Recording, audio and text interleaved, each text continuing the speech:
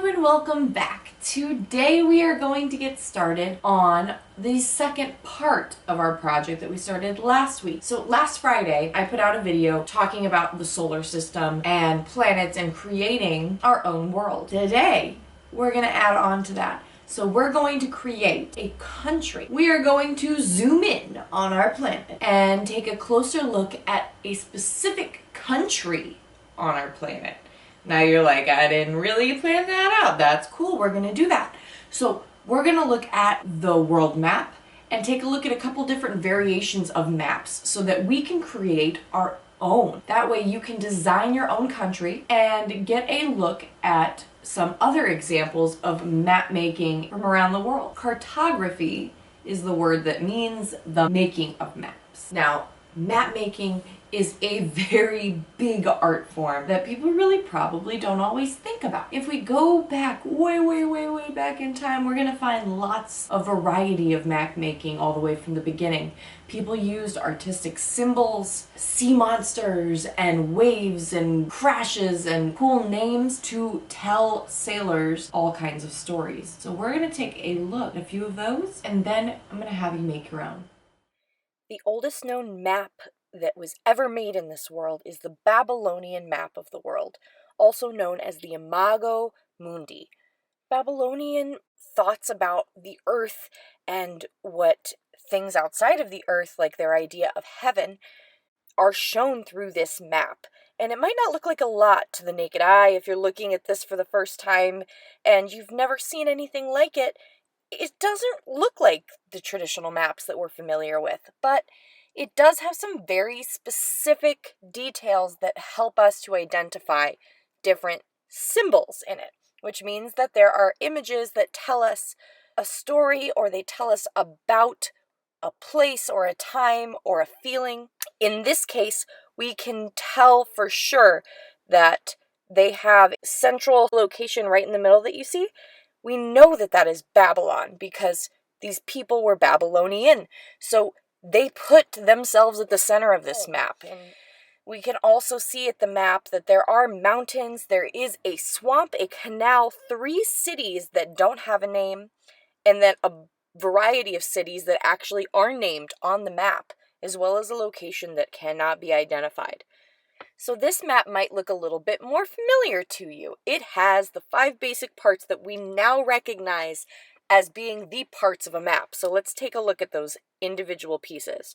We have the title of the map, which tells us where in the world we are on that map, such as Mexico or Puerto Rico or the United States of America. We're also going to see a legend that gives us all the information about our symbols and what those symbols mean.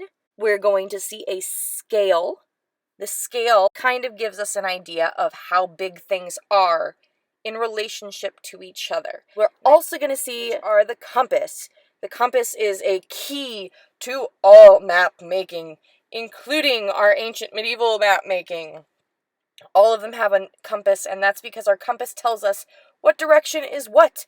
And that is kind of important when you're trying to get around somewhere, don't you think?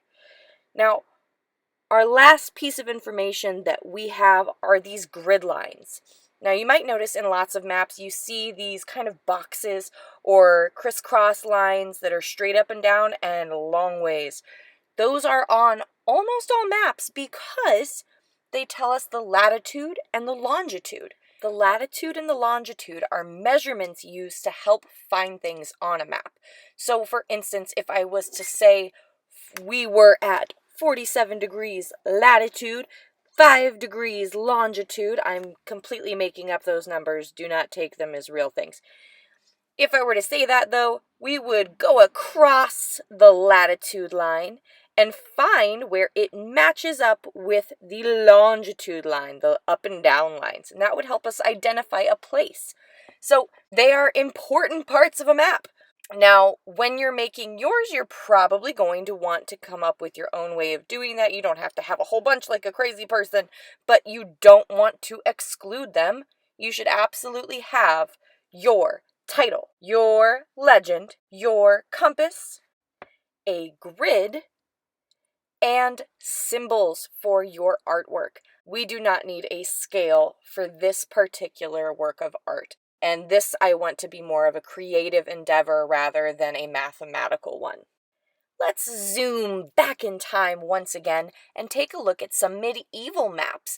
These are my personal favorite forms of cartography ever created, maybe some of my favorite artwork ever created, because medieval and Renaissance-based map making was like the peak of art creation, in my opinion. I mean, look at this map. Look at it. Do you see something traditional that we would see in our average everyday maps? What map of the United States has a serpent sea monster thing? You tell me. Tell me where you're going to find that. I don't know. We do notice a lot more going on than before.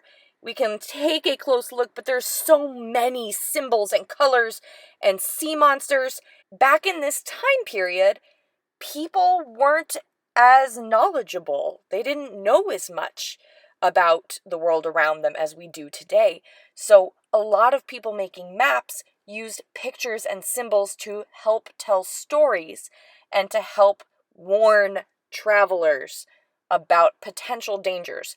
So if we take a look at some of these sea monsters, we're going to get an idea of what the people of that time period thought about that area. So for example, this is an ichthyocentaur is what it's called. It is a part human, part horse, part fish creature that was mythical, of course, but people believed it to be a very peaceful, calm creature. So looking at it on a map, a sailor would look and say, okay, this is a pretty chill place to go. I'm not worried about it. But if we were to look at, say, two ships bumping in a big tidal wave, surrounded by sea monsters that don't look super friendly, I'm probably not going to feel like that's a place that I want to go.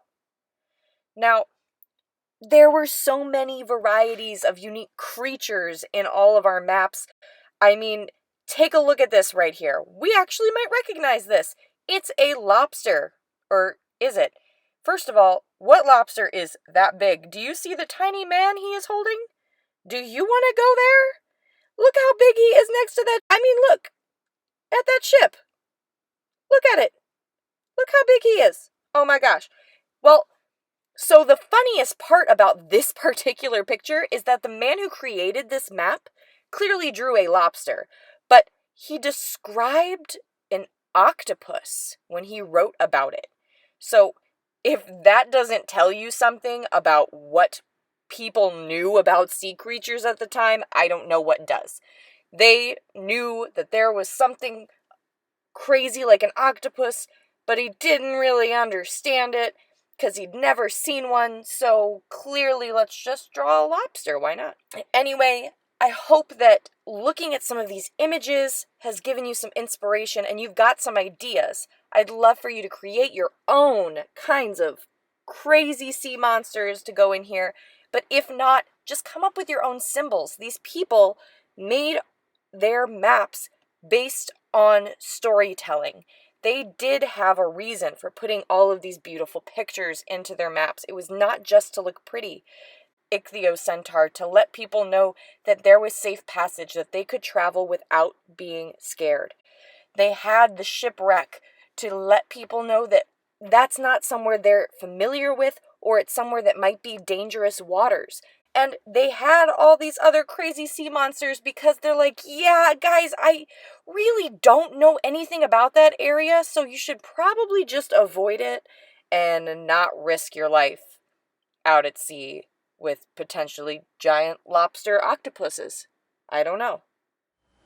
So I hope that you enjoyed that video and that you're going to have just as much fun making your own country. I can't wait to see your maps and get in more depth at our next part of our project. For tomorrow, all I want you to do is continue to work on this. Your map should not be something you complete in one 30-minute period. That's insane.